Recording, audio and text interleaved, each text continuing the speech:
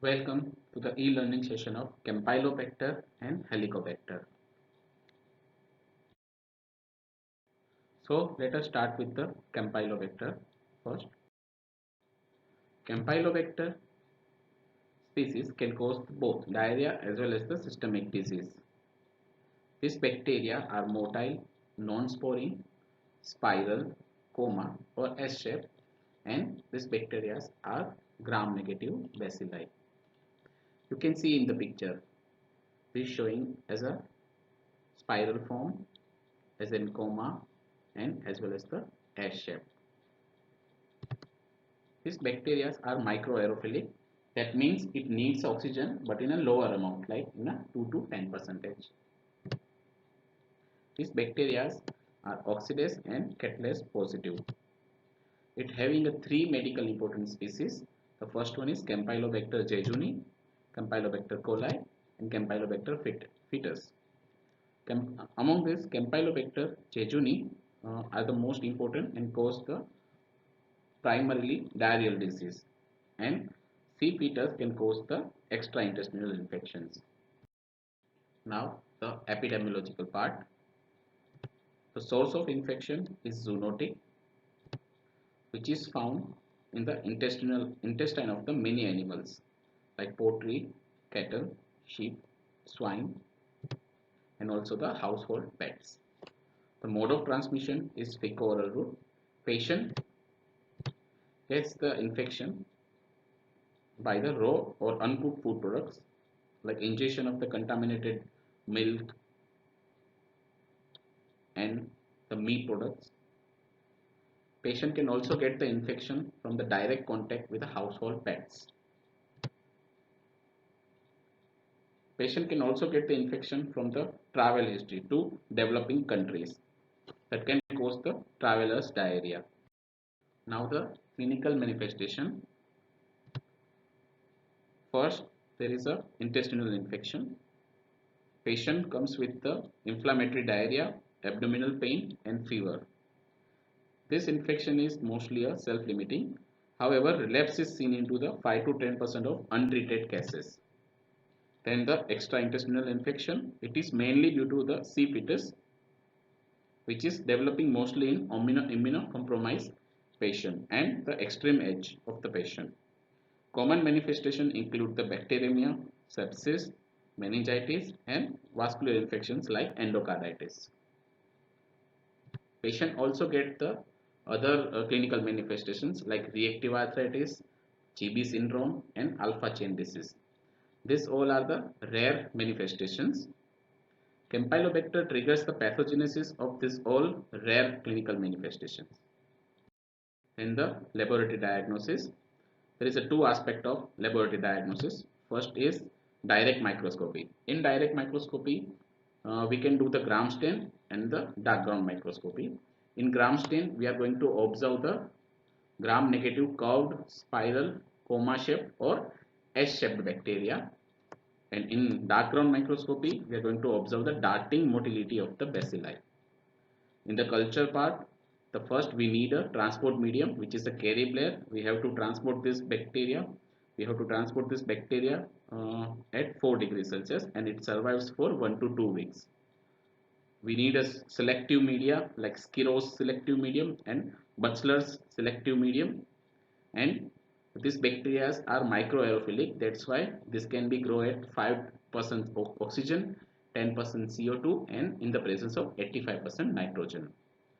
For the differentiation of the C. fetus from the other species, we have to grow it, the bacteria at 42 degrees Celsius. If it is C. jejuni and C. coli, then it will grow at 42 degrees Celsius. So this is about the Campylobacter. Now we are going to talk about the Helicobacter.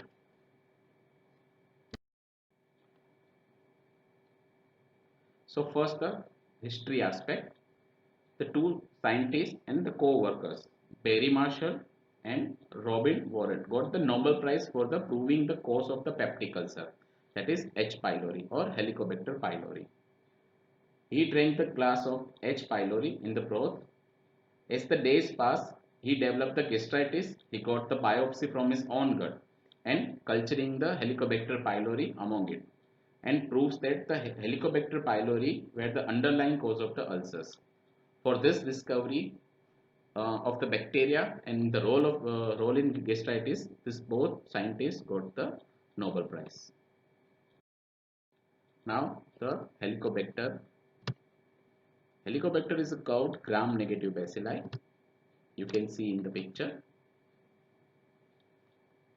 It colonized the stomach. It is associated with the peptic ulcer disease and gastric carcinoma.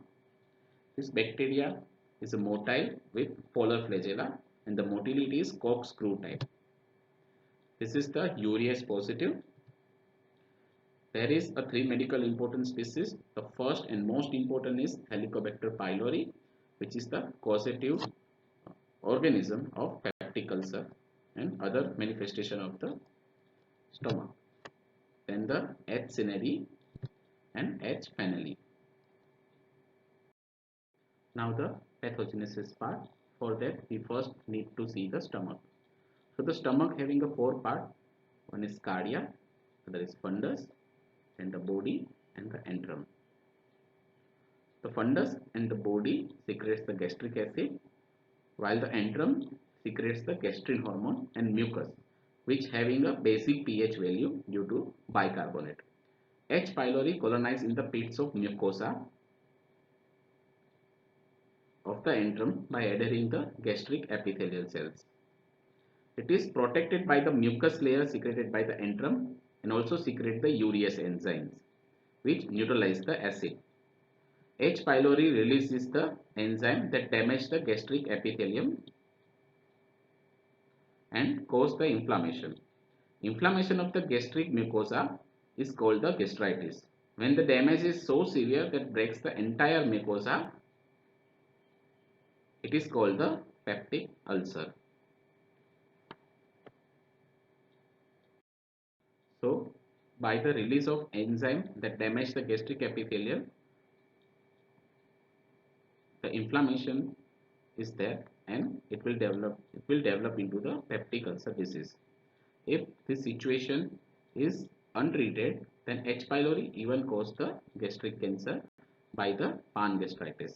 There is a low acid production by the neutralization with the urease, which is secreted by the H. pylori. Then the clinical manifestation. The first is peptic ulcer disease. 80% of the duodenal ulcer and 60% of the gastric ulcers are due to H. pylori. Here, patient comes with epigastric pain and burning sensation. In the case of duodenal ulcer, pain occurs usually following a meal, while in gastric ulcer, pain occurs into the empty stomach. Then it can also cause the acute gastritis, and that is a duodenal ulcer and gastric carcinoma will be there. Then the laboratory diagnosis. There is a two type of test. One is invasive test, another is non-invasive test.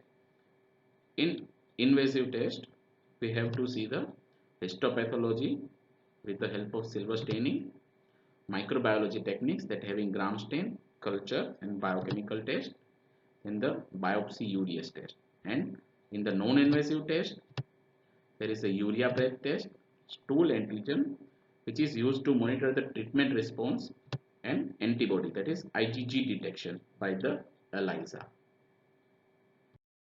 So in the invasive test, endoscopy guided multiple biopsies can be taken from the gastric mucosa, and this biopsy sample is subjected to the histopathology with Worthin Steri silver staining method. Here you can see the black color rods like this.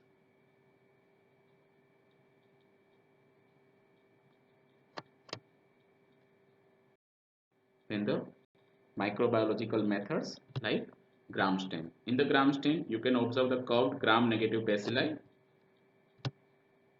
For culture, you can use the Skiros media or chocolate agar, which is selective for H. pylori.